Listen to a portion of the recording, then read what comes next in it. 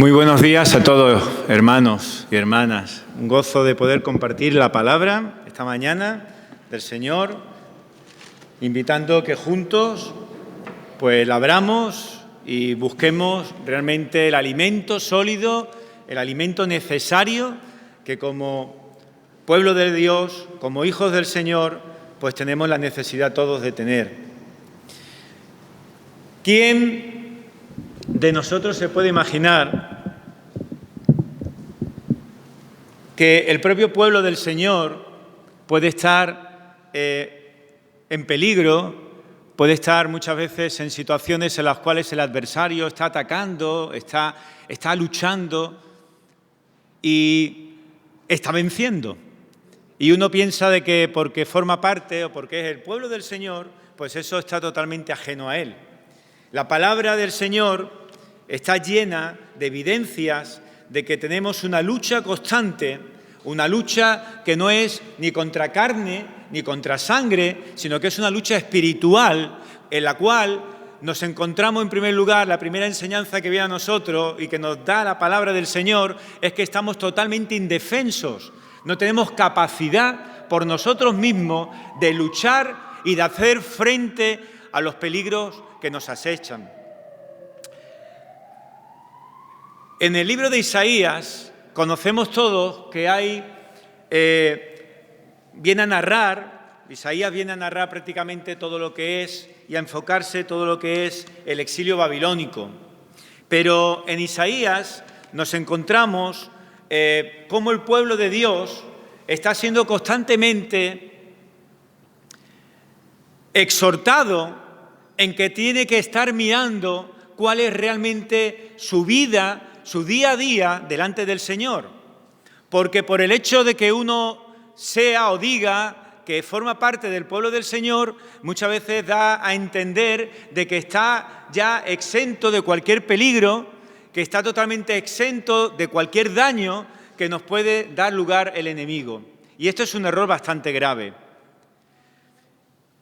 Isaías, en los primeros capítulos, los primeros casi, la parte que llega hasta el capítulo 39 incluido, es un pasaje que está constantemente haciendo mención, ojo,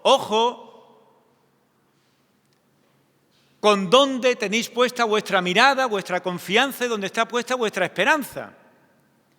Porque la exhortación viene a decir, no sé si os estáis dando cuenta de que estáis poniendo vuestra confianza en todo aquello que aparentemente o humanamente tiene fuerza y tiene poder. Y uno ahí se siente pues bastante confortado, se siente bastante tranquilo.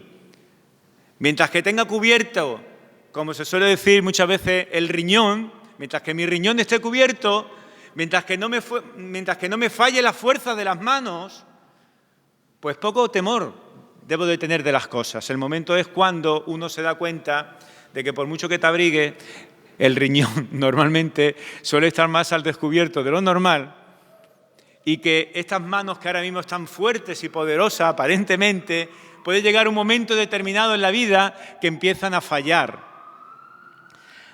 Hay un rey que viene a ser de alguna manera pues la cabeza visible de su pueblo, que es el rey Ezequías, que en un momento determinado, al igual que la gran parte de su pueblo, está mirando sobre todo a los peligros que le pueden acechar. ¿Y dónde pone su confianza? No la pone en el Dios, no la pone en el Señor que le ha estado salvando, que le ha estado trayendo las victorias constantemente, sino que la pone en ejércitos poderosos que aparentemente pueden dar lugar a que ahí está la seguridad de todo. Y da esa confianza tan grande a todo aquello que es ajeno a Dios, que hasta le permite que entre en el interior de su hogar, en el interior de su palacio, que entre hasta lo más profundo de él, que vea todo aquello que él tiene valor, todo lo que es de valor para él, y lo pone delante precisamente de estos enemigos. Esto, cuando llega a los ojos de Dios, Dios no le agrada ni mucho menos esto. Y a través del profeta Isaías nos dice que manda Isaías delante del rey Ezequías y le exhorta para que se dé cuenta de que eso no es lo más apropiado a los ojos de Dios. Pero la gran sorpresa cuando leemos el pasaje, la gran sorpresa que nos llevamos y que quizás nos debe de hacer meditar, es la actitud del propio rey Ezequías. El rey Ezequías poco menos que le viene a decir, mientras que haya paz, es decir, mientras que haya buen rollito con todo aquello que me pueda a mí preocupar, quizás no es tan grave la situación de la cual estoy pasando. Esto no es nuevo, ni es algo puntual. Y esto, como vemos, viene a traer castigo al propio pueblo de Dios. Esto era lo habitual entre el propio pueblo. Cuando vemos muchas veces a nuestros propios gobernantes, cuando vemos a las personas que están representándonos en todos los sentidos y vemos determinadas actitudes, en la mayoría de los casos no son situaciones puntuales, sino que vienen sencillamente a expresar lo mismo que hay en el pueblo. Finalmente, el pueblo, como dice Isaías, es exiliado, es esclavizado y es llevado a Babilonia.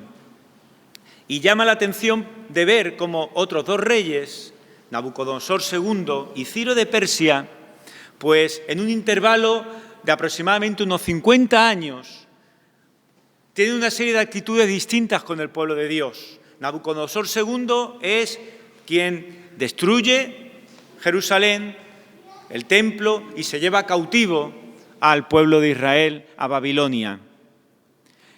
Y es Ciro de Persia quien, 50 años más tarde, pues permite de nuevo al pueblo que vuelva a Jerusalén y reconstruya su templo.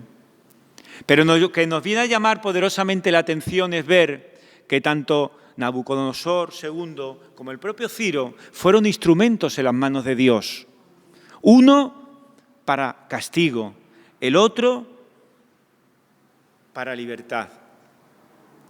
Dios tiene en su control todo.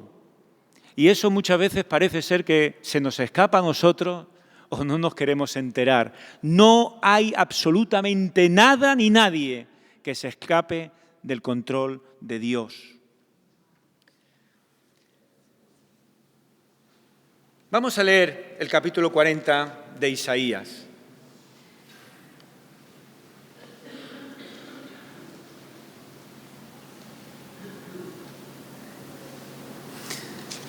Isaías capítulo 40, vamos a leer los 11 primeros versículos.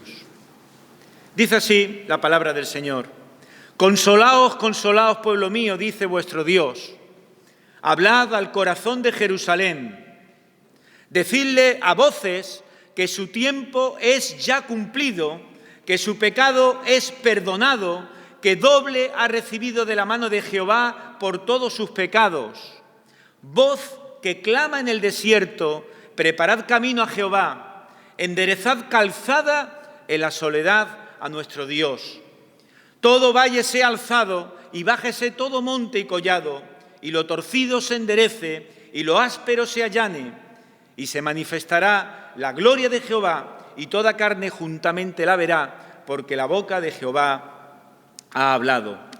Voz que decía, da voces, y yo respondí, ¿qué tengo que decir a voces?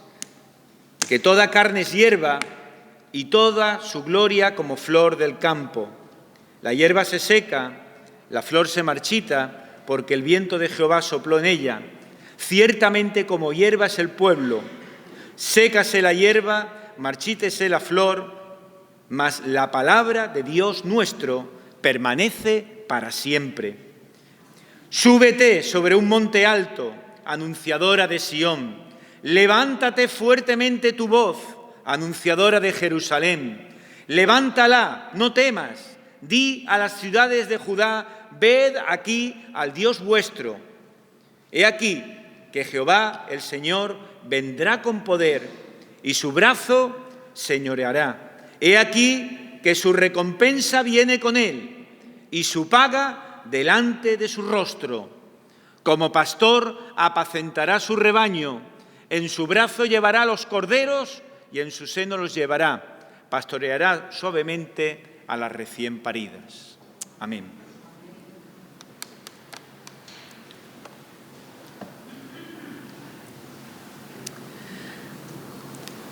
Es maravilloso, y lo hemos cantado en muchos de los cánticos que hemos tenido en esta mañana, es maravilloso el gran contraste que hay en nuestras vidas, fruto al amor y a la misericordia de Dios. Es maravilloso ver cómo echo la mirada hacia atrás y veo cómo era mi forma de vivir antigua, donde estaba puesto mis ojos, cómo era mi caminar, y que por la gracia del Señor, Él haya venido a mi encuentro, me haya rescatado y haya cambiado por completo mi vida, me haya dado una nueva vida, haya puesto un nuevo corazón en mí. Y ahora tengo una esperanza que no está puesta ni en mis manos, ni está puesta en nada fuerte, sino que está puesto lo más poderoso, que es en roca firme, en Cristo Jesús. Y en este pasaje, una cosa de las que llaman bastante la atención son precisamente, viene a ser precisamente los contrastes. Porque si nos damos cuenta, antes del capítulo 40, al final del capítulo 39, nos estamos dando cuenta cómo el mensaje que aparece es un mensaje que apunta hacia un desastre. El pueblo de Dios va a pagar las consecuencias de su rebeldía. El pueblo de Dios va a pagar caro donde tiene puestos los ojos. Y va a ser literalmente derrotado. Pero poco más tarde, a continuación, en el capítulo 40, mirad con qué palabras el profeta habla por boca de Dios a su pueblo y le dice que también llegará la consolación. El tiempo de consuelo llegará también a vuestras vidas. Y aunque es inevitable que el desastre caiga sobre la infidelidad, sigue existiendo también una realidad terrenal que se llama mi pueblo, de quien el Señor, como dice el texto, es tu Dios. Y es posible que las promesas que Dios tiene sean aplazadas, pero no pueden desaparecer en ningún momento, y menos aún por la fuerza o por el esfuerzo de algo o de alguien ajeno a Dios. Así que con el capítulo 40 da el profeta un comienzo nuevo, un nuevo énfasis, y las advertencias que nos encontramos en los capítulos anteriores aquí se vuelven como digo, en palabras de consuelo que hacen que las personas pongan la confianza, ya no en sus líderes, sino que la confianza la tengan que poner de nuevo donde no tenía que haberse quitado nunca, que es en Dios.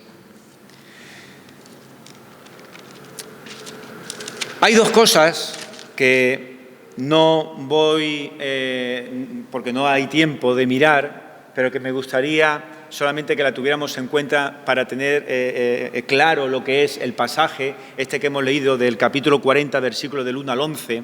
Y es que a continuación, los versículos 12 en adelante, hasta gran parte del capítulo 41 de Isaías, pues hay dos grandes doctrinas sobre el Dios de Israel, que son importantísimas que tengamos en cuenta y que no me gustaría dejar aparte, como digo, porque nos van a servir bastante para entender aún mejor este pasaje. La primera de ellas se encontraría en los versículos del 12 hasta el final del capítulo, del 12 al 31, porque aquí habla de que Él es el Dios creador que viene a garantizar que en medio de toda la diversidad que compone el universo, su pueblo es su interés también principal. Hay una segunda doctrina sobre el Dios de Israel que nos encontramos, como digo, en la otra parte, en el capítulo 41, sobre todo los primeros 7 versículos. En esa ahí nos encontramos de que es Él quien rige la historia. Vuelvo a repetir lo que dije al principio. Parece que esto no va con nosotros. Dios es el que rige la historia y todo, absolutamente todo, está bajo su control. No hay nada que escape a su control. Estos versículos, como se encuentran, como digo, más adelante de lo que es el capítulo 40, los 11 primeros versículos que hemos leído, solamente lo he querido recordar para que lo tengamos en cuenta. Porque este texto, que como he dicho antes, la palabra consuelo, podríamos decir que es la que viene a subrayar gran parte de la enseñanza, en medio de la ruina, en medio de la miseria, en medio de todo lo malo, viene el consuelo de parte de Dios con su pueblo. Él es fiel. Nosotros no somos fieles para nada y fallamos muchísimo y constantemente, pero Él es fiel. Y su misericordia y su amor es para siempre.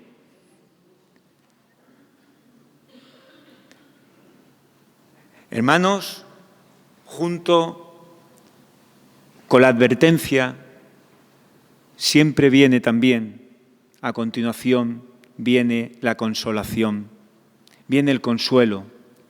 Pero en el caso del pueblo de Israel, estamos viendo que pagó las consecuencias de no tener puesta su mirada y su confianza en Dios. Y dice que fue esclavizado y fue llevado a Babilonia. Y en Babilonia estuvo pagando las consecuencias de ese pecado aproximadamente 50 años. 50 años no es poco tiempo. Es un periodo de tiempo bastante grande. Muy probablemente en 50 años casi todos los que habían sido llevados esclavos allí a Babilonia pues habían ya desaparecido. En 50 años el pueblo que se encontraba allí esclavizado, muy probablemente casi la totalidad, eran de personas que habían nacido ya en esclavitud. Y alguno podía pensar, Dios se ha olvidado ya de los suyos, Dios se ha olvidado de su pueblo.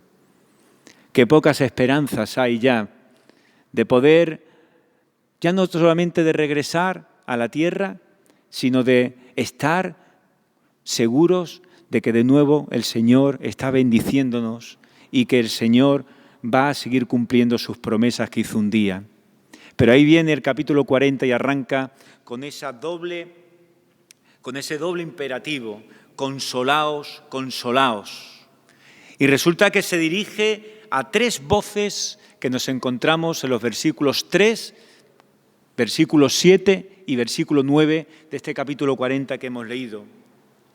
Y esta escena quizás es aconsejable de que la pudiéramos entender mejor o ver como que estamos dentro del tribunal celestial, dentro del tribunal del Señor. Y Dios ha tomado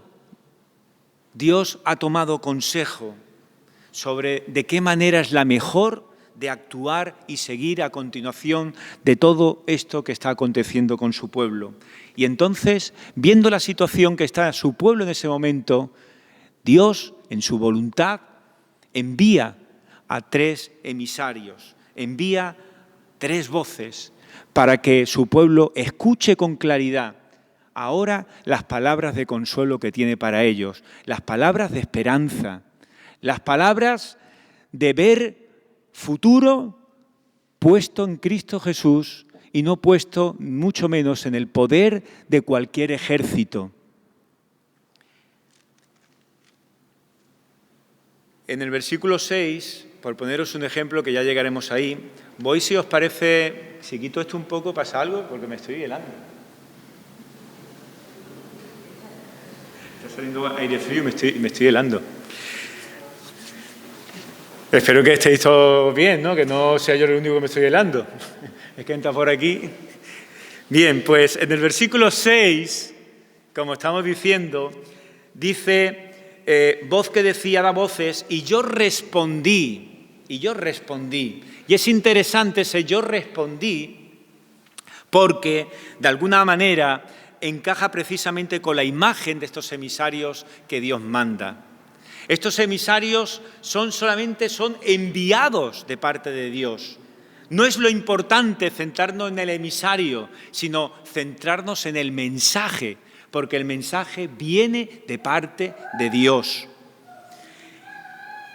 Y la repetición de ese consuelo, consolaos, consolaos, es algo muy característico de todo lo que es el libro también de Isaías. Nos lo podíamos encontrar en muchos otros textos, porque aquí en esta reiteración, en esta repetición, lo que viene a sugerir es intensidad emocional. Soy consciente, no soy impasible ante la situación, aunque sea culpa vuestra, por la situación por la cual estáis pasando. No está ajeno a mí. Consolaos, consolaos. Viene a dar una mayor intensidad también emocional. Habla de que todo esto dice o es dicho por vuestro Dios. Concretamente, dice vuestro Dios. Y también eso es un término bastante interesante antes de entrar en las tres voces. Porque ese dice vuestro Dios viene a ser lo que se conoce un tiempo imperfecto. No es algo que está dicho solamente en un momento determinado y ya está, sino que podríamos decir que dice vuestro Dios, pero lo sigue diciendo. Es necesario con diligencia, es necesario con urgencia que estas palabras también de consuelo lleguen hasta el último de las personas y que lleguen, como digo, con diligencia y con urgencia. ¿Pero de qué manera? El texto dice en el versículo 2, hablad a los emisarios, hablad esto al corazón de Jerusalén, hablad de esto con ternura, podríamos decir. Pero la ternura de la que aquí habla no es solamente el hablar al corazón, es solamente con ternura. No es ese tampoco el objetivo. No es solamente eso, sino que esa ternura, ese consuelo que aquí se expresa, lo que anda buscando es intentar convencer de su situación real a aquel que va a escuchar esta voz. Es necesario no solamente de ver que Dios está dirigiéndose a ellos con ternura, con amor, con consuelo, sino que son palabras que están preparadas para que ellos respondan de una manera positiva a ese llamamiento de parte de Dios. Los está invitando a responder al amor que están recibiendo de parte de Dios. El tiempo, 50 años, un tiempo duro, viene a significar su tiempo, su duro servicio ha terminado. La prueba, la idea de una prueba que tenía un propósito, está concluida. Pero podíamos pensar y decir de una manera equivocada, que bien claro, es que son 50 años de sufrimiento. Han sido 50 años durísimos de parte del pueblo. Ya han pagado con creces el pecado. Y creo que nos estaríamos equivocando si tuviéramos ese el concepto en nuestra mente. Porque el consuelo de Dios no viene porque ha sido suficiente la paga o el pago de ese pecado que el pueblo ha llevado a cabo. No ha sido suficiente. Y no ha sido suficiente porque Dios haya visto que la iniquidad ha sido aceptada como algo satisfactorio, como que su pueblo a través de la manera de llevar, de ofrendar, de llevar holocaustos al Señor agradables, pues con esto es suficiente, ya habéis esforzado. No.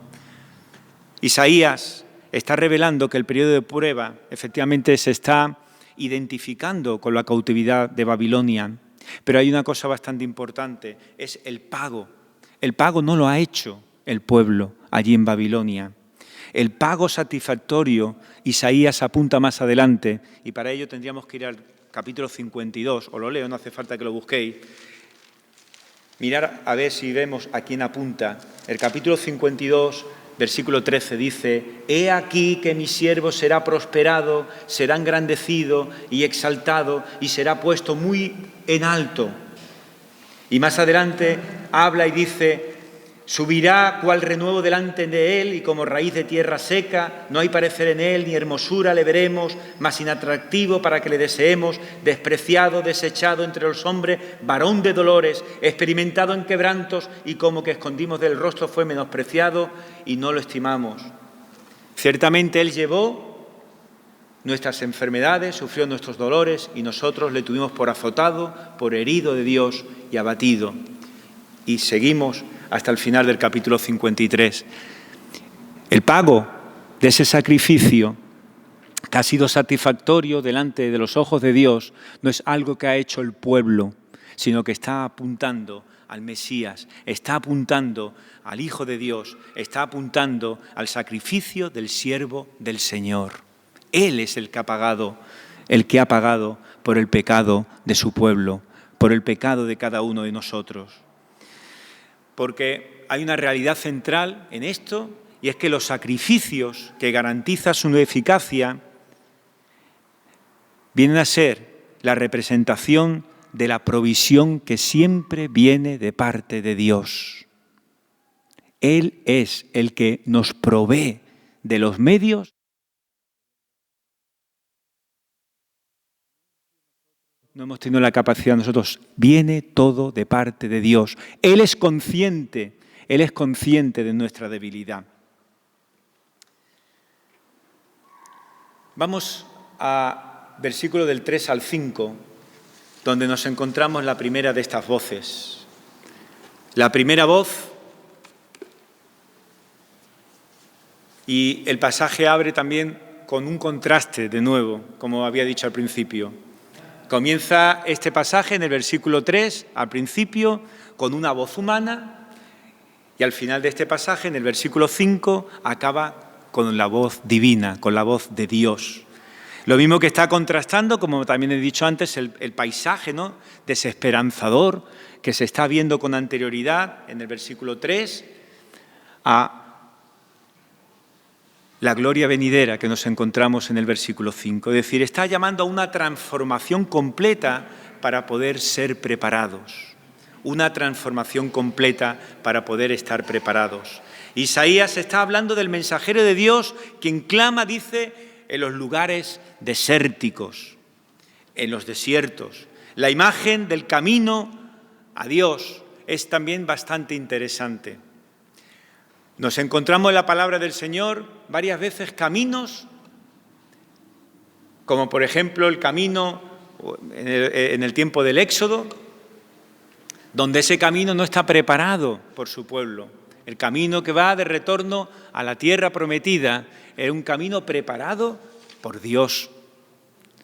Pero no son esos, por lo tanto, no es ese tampoco exactamente el tipo de camino que nos están indicando estas voces, este mensaje de parte de Dios, sino que más bien está combinando la imagen del Señor que viene al rescate de su pueblo. Ahí es donde está apuntando. Y también lo está combinando con la práctica de construir también caminos para la visita de autoridades, de gente o de dignatarios que son importantes, de reyes, de gobernadores. El que viene no es cualquiera. Preparad camino, porque viene el Rey de Reyes, viene el Señor de Señores. La idea es que el Señor está llevando a su pueblo como un rey que es triunfante, un rey que viene lleno de victoria, quien tiene el camino preparado delante de él para que viaje con facilidad, para que llegue con honor y además que llegue con rapidez. Es necesario que ese consuelo llegue con rapidez al corazón de todos aquellos que han estado pagando durante tanto tiempo las consecuencias del pecado. Es necesario, hay que preparar camino. Y este camino nos dice que cualquier obstáculo en el camino debe ser removido. Y dice el texto, todo valle se alzado, bájese todo monte y collado, y lo torcido se enderece, y lo áspero se allane.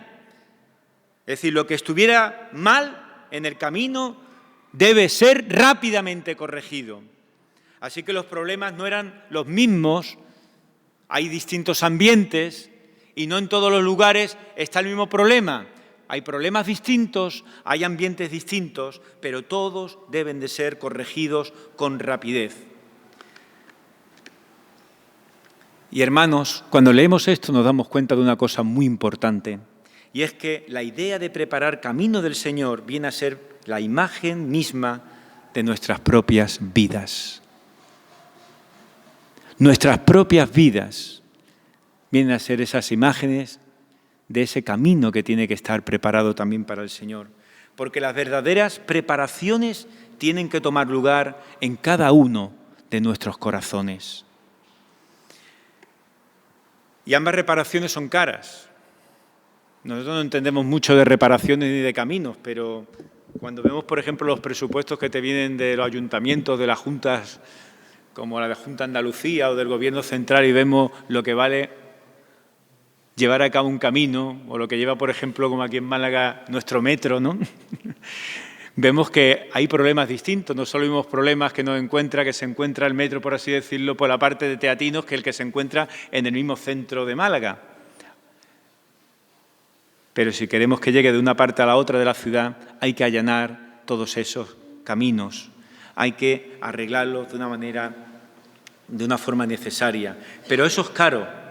Ambos tienen que lidiar con muchos problemas diferentes y distintos ambientes, y lo más importante, todo ello tiene la necesidad de un ingeniero experto para ello. Cuando el camino está preparado, ¿sabéis qué ocurre?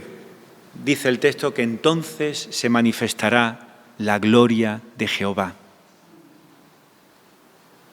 Cuando el camino está preparado, entonces se manifestará la gloria de Jehová. Su gloria es revelada a los corazones preparados que han sido descritos en estos versículos. Y es revelada sin importar, como dice el texto, la nacionalidad. Es para todos.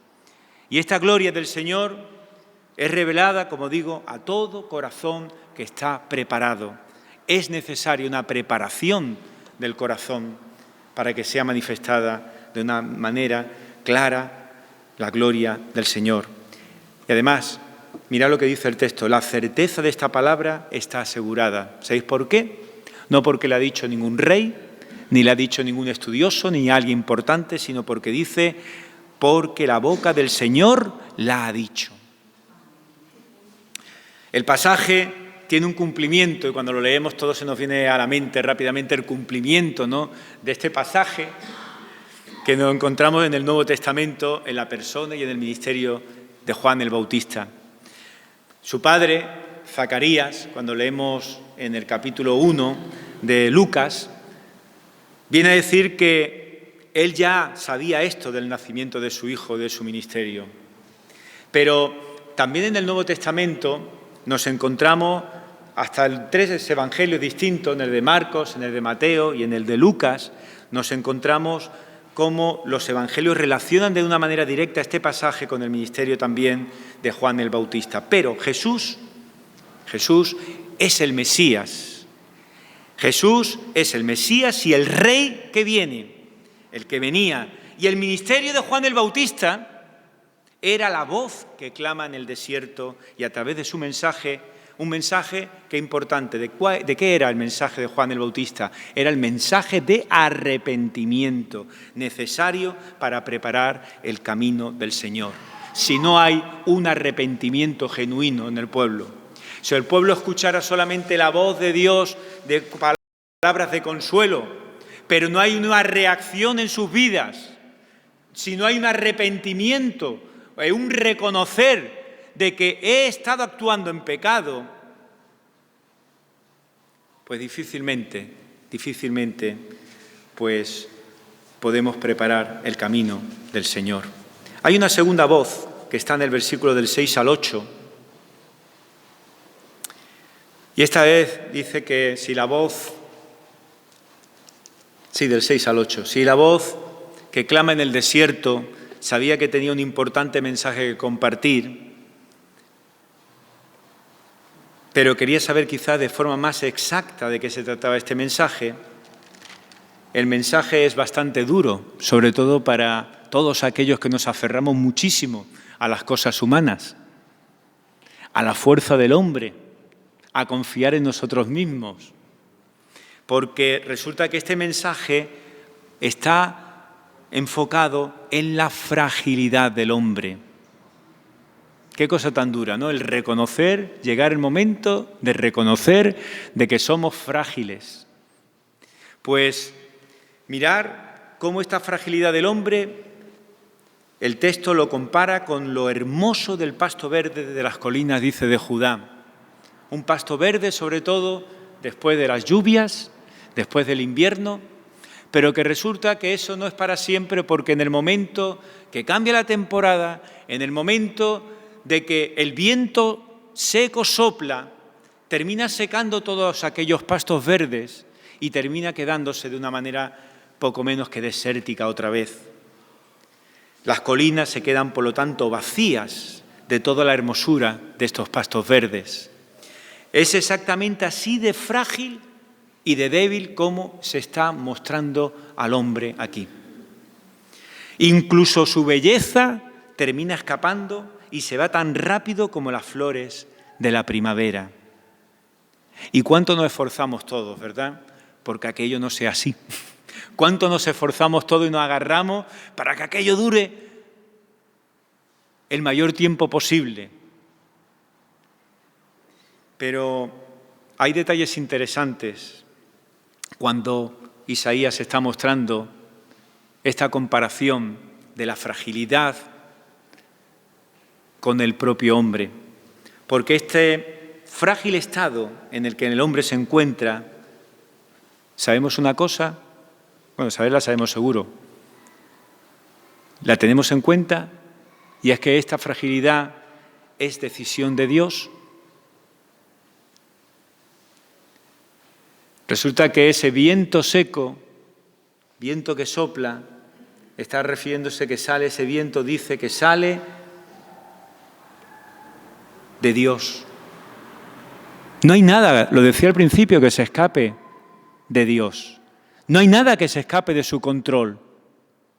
Nada. Así que la propia fragilidad que aquí nos encuentra, que se encuentra aquí, dice que está dentro de los propios planes de Dios. Y es para que la gloria de Dios, y de acuerdo a sus planes, el hombre sea así de frágil. Para que sepa que no puede depender de sí mismo. De que tiene que depender desde un principio, tiene que depender absolutamente de Dios. Este contraste con la frágil y breve gloria del hombre, el mensaje que da es el de la permanencia de Dios y su palabra. Es el contraste. ¿Con qué contrasta la fragilidad del hombre esta segunda voz?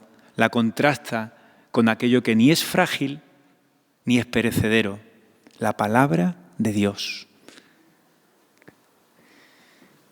Mas la palabra de Dios, del Dios nuestro, dice el texto, permanece para siempre.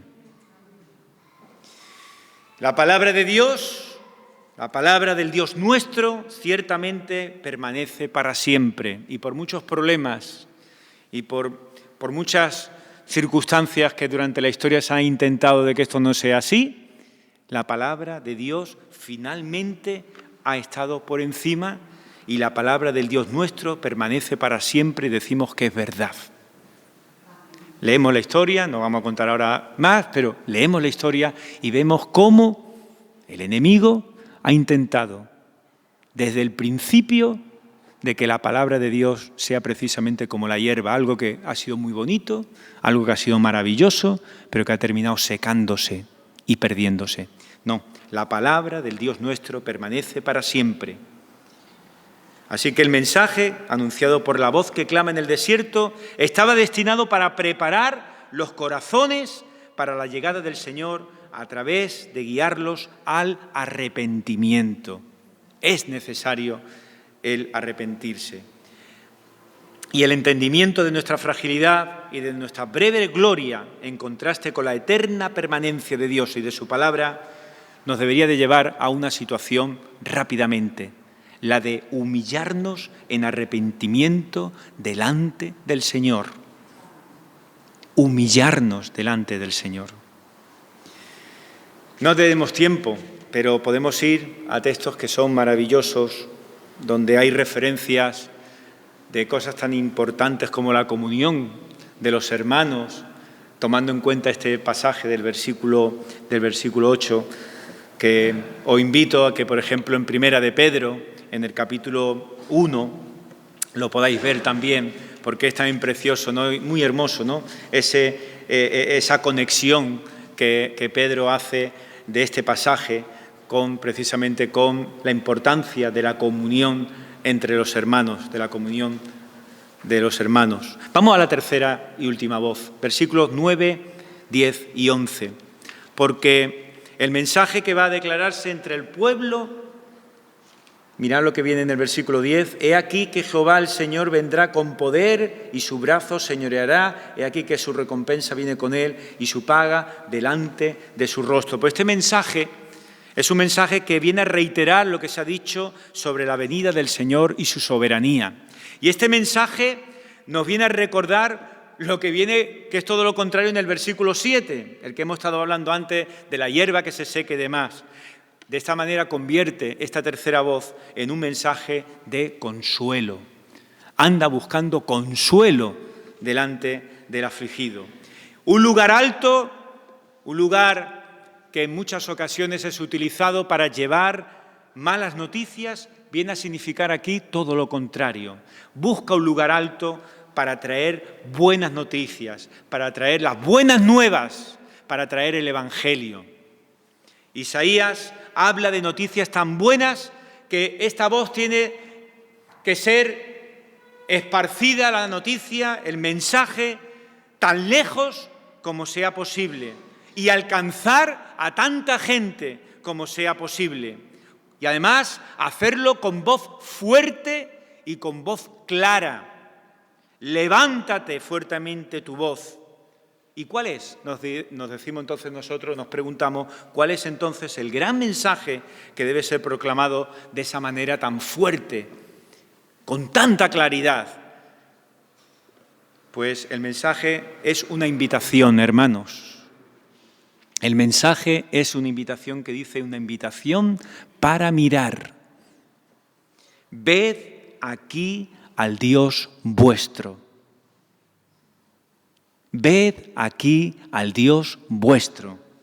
No hay nada más grande para un hijo de Dios. El poder tener una comunión. No hay nada más grande para un hijo de Dios. El poder tener una intimidad grande con aquel que es el único que hace grandes maravillas porque es el Todopoderoso. Ved aquí al Dios vuestro. Decirlo con fuerza, decirlo para que llegue cuanto más lejos mejor y a cuanta más gente mejor. No es el mensaje solamente el de venir y darle un vistazo rápido a Dios, no ese es el objetivo. No estamos siendo invitados a ver aquí al Dios vuestro solamente y ya está, sino que habla acerca de una vez que se acerca y lo vemos, escudriñar con atención y conocer las grandezas y el carácter de nuestro Dios. Conoce a Dios. Acércate, porque Él se ha acercado a ti. Acércate a Él. Ten esa comunión necesaria para ti de aquel que es el que te va a proveer de todo lo necesario. Algo importante, aquellos que son comisionados, tanto en el versículo 1, 2, nos está diciendo el texto, recordamos que fueron enviados a Jerusalén, pero ahora el mensaje dice que parte de esta ciudad. El emisario es el emisario de una victoria, no de una derrota. Emisario de una victoria. Además, una victoria ya cumplida, que se apresura a reunir un comité de bienvenida para recibir al pastor y su rebaño. el heraldo, el vocero, el que anuncia este evangelio, el que anuncia estas buenas noticias, no debe temer, es decir, no debe albergar dudas sobre la verdad de las noticias.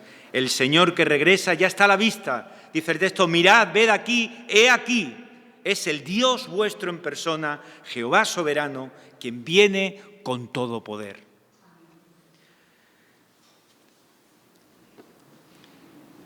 Dice el versículo 10, al final, he aquí que su recompensa viene con él y su paga delante de su rostro.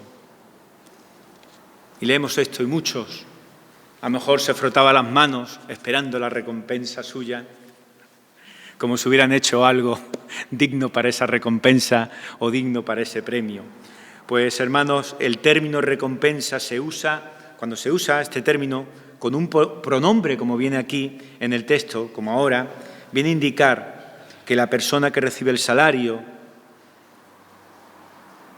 es precisamente a la que hace referencia en el texto.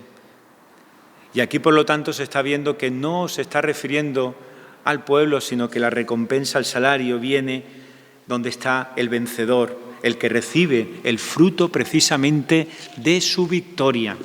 Así que aquí el Señor es el que ha recibido el fruto de su victoria y la recompensa dice que va delante de su rostro, que le acompaña, que está presente con él, es el rebaño de su pueblo que ha obtenido por su victoria. Terminamos. Lo último, la última figura que nos aparece en el texto, que es el versículo 11, que es otro aspecto importantísimo de nuestro Dios que debemos admirar, y es su amoroso cuidado como pastor. Había pedido, porque aunque me sé la canción, se me olvida luego cuando la necesito, la letra, sobre todo cuando está no el principio ni el final. Hemos cantado todos antes, en el tiempo de alabanza, más fuerte es el amor de Cristo que mi enemigo más feroz. Me sostiene la tormenta, las aguas no me cubrirán, me guiará el amor de Cristo en el más hondo valle aquí, me pastoreará por siempre y me guardará junto a Él.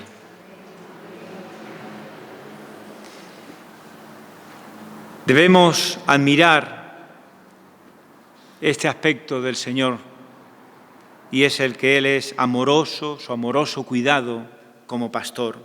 Él es el que nos alimenta. Él es el que nos dirige a los buenos pastos. Y cuando esos pastos se secan, Él nos lleva a lugares verdes de nuevo para que podamos seguir alimentando de esos pastos. Y esta, que es la figura del pastor, viene a ser la imagen, ¿no?, que podía llegar a la mente de todos de David, el pastor. Pero este pastor ejerce un cuidado, dice, que es general, apacienta su rebaño, se preocupa de las necesidades particulares de cada uno, está dispuesto a llevar en su brazo poderoso, está dispuesto a llevar a los corderos y se identifica también con las necesidades, como digo, del rebaño. Él lleva consigo todavía su vara y su cayado. Pero, hermanos, Él sabe usarlos perfectamente y en el momento adecuado. Él también sabe cómo pastorear suavemente a las recién paridas, dice el texto. Así que, hermanos, Jesús es el buen pastor.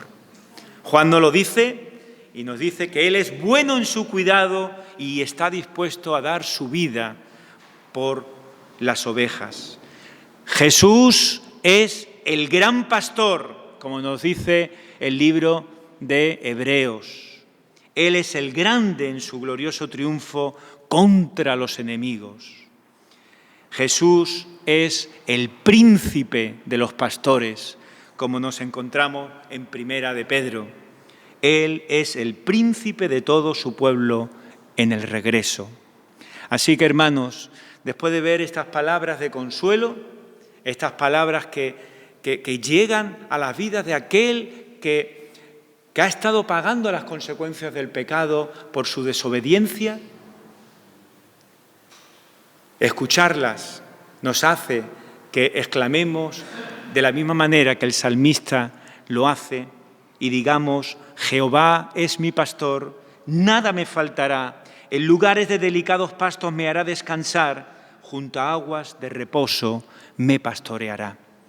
Que el Señor nos bendiga en esta mañana y que nuestra mirada, nuestra confianza, nuestra fe sea siempre fortalecida y que nuestros ojos estén puestos no en lo que aparentemente parece poderoso, fuerte, influyente, sino que nuestros ojos estén puestos en lo mejor, en lo sublime, esté puesto en Cristo Jesús.